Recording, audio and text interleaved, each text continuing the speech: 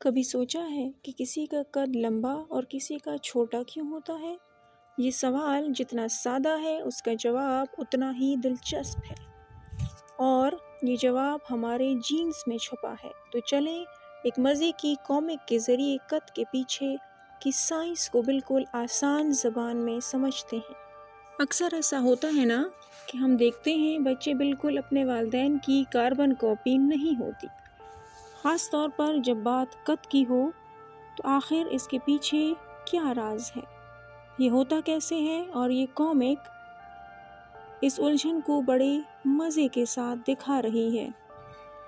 ایک دوست دوسرے دوست سے پوچھ رہا ہے، بھائی تمہارے والدین تو اتنے لمبے ہیں، تو پھر تم چھوٹے قد کے کیسے؟ سوال تو بڑا اچھا ہے، تو چلیں مل کر اس کا جواب ڈھونڈتے ہیں۔ اس سوال کا جواب کوئی جادو نہیں ہے، بلکہ ہم سب کے اندر موجود ایک جینیٹک ریسیپی میں چھپا ہے۔ جی ہاں، یہ وہ ہدایات ہیں جو ہمیں اپنے والدین سے وراثت میں ملتے ہیں، یہی طے کرتی ہے ہم کیسے نظر آئیں گے۔ اچھا، تو اس جینیٹک ریسیپی کو سمجھنے کے لیے ایک لفظ کا جاننا بہت ضروری ہے، ایلیل۔ اب یہ کیا چیز ہے؟ بہت آسان ہے۔ یوں سمجھیں کہ ہر ایک خوبی کے لیے، جیسے قد، ایک جین ہوتا ہے، اور اس جین کے مختلف ورژنز یا فلیورز ہوتے ہیں۔ انہی ورژنز کو ایلیل کہتے ہیں۔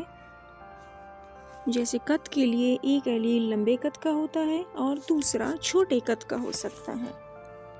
اب یہاں ایک بہت دلچسپ بات ہے، سارے ایلیلز ایک جتنے طاقتور نہیں ہوتے، کچھ ہوتے ہیں ڈومیننٹ یعنی غالب۔ سمجھیں یہ ٹیم کا کیپٹن ہوتا ہے، اس کی بات ہمیشہ مانی جاتی ہے، اور کچھ ہوتے ہیں ریسیسیو یعنی مغلوب، جو تھوڑے شرمیلے ہوتے ہیں اور اپنی بات صرف تب منوا پاتے ہیں جب کوئی ڈومیننٹ ایلیل آس پاس نہ ہو۔ تو اب جب ہم یہ سب جان گئے ہیں، واپس اپنے اصل سوال پر آتے ہیں، دو لمبے والدین کا بچہ چھوٹے قد کا کیسے ہو سکتا ہے؟ اس کا جواب اب تھوڑا آسان ہو گیا ہے۔ ایسا تب ہو سکتا ہے جب دونوں لمبے والدین کے پاس لمبے قد کے ڈومیننٹ ایلیل کے ساتھ ساتھ چھوٹے قد کا ریسیسیو ایلیل بھی چھپا ہوا ہو۔ اس جینیاتی پہیلی کو سلجھانے کے لیے سائنسدان ایک بڑا زبردست ٹول استعمال کرتے ہیں، جسے ہم پنٹ اسکوائر کہتے ہیں۔ یہ ایک سادہ چارٹ ہوتا ہے جو ہمیں یہ دیکھنے میں مدد دیتا ہے کہ والدین کے جینز مل کر بچے میں کیا کیا ممکنہ خصوصیات پیدا کر سکتے ہیں۔ پنٹ اسکوائر بنانا بچوں کا کھیل ہے۔ پہلا قدم، ایک 4 خانوں والا ایک ڈبہ بنا لیں۔ دوسرا قدم، ایک والد یا والدہ کے دونوں ایلیلز یعنی بڑا ٹی اور چھوٹا ٹی اوپر لکھیں اور دوسرے کے ایلیل سائڈ پر لکھ دیں۔ اور تیسرا قدم، اب بس ہر خانے کے اوپر اور سائڈ والے خانے کے ایلیلز کو جوڑ کر بھر دیں، اور یہ رہا نتیجہ۔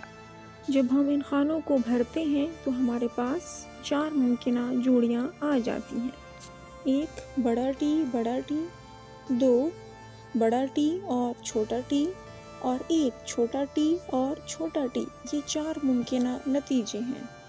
تو ان امکانات کا کیا مطلب ہوا؟ یاد رہے ہم نے کہا تھا کہ بڑا ٹی ڈومیننٹ ہے اور وہ ہمیشہ جیتتا ہے، بس وہی بات ہے۔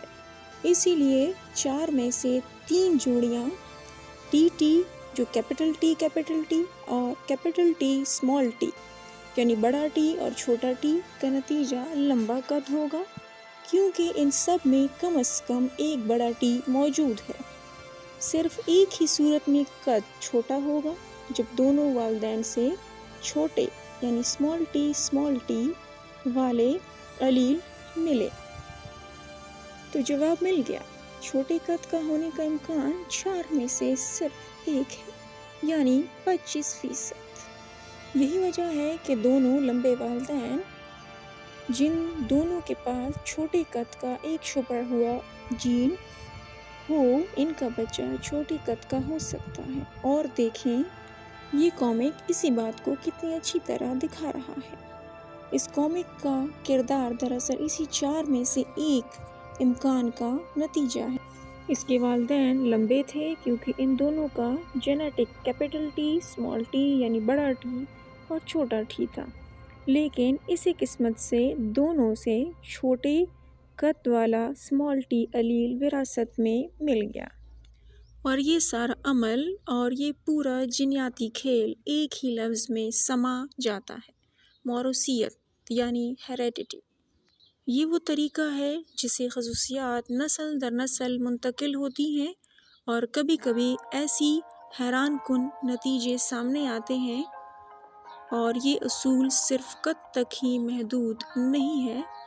ڈومیننٹ اور ریسیسو ایلیل کا یہی کھیل ہماری ہزاروں دوسری خصوصیات بھی طے کرتا ہے، چاہے وہ آنکھوں کا رنگ ہو، بالوں کی ساخت ہو، یا پھر کان کی لو جیسی چھوٹی چھوٹی چیزیں ہوں۔ تو آخر میں وراثت واقعی امکانات کا ایک حیران یا حیرت انگیز کھیل ہے۔ یہ ہمیں یاد دلاتا ہے کہ جو کچھ ہم ظاہری طور پر دیکھتے ہیں وہ پوری کہانی نہیں ہوتی۔ یہ سوچنے کی بات ہے کہ ہمارے اپنے جینز میں ایسی کون کون سی چھپی ہوئی خصوصیات ہیں جو شاید اگلی نسل میں سامنے آ جائیں۔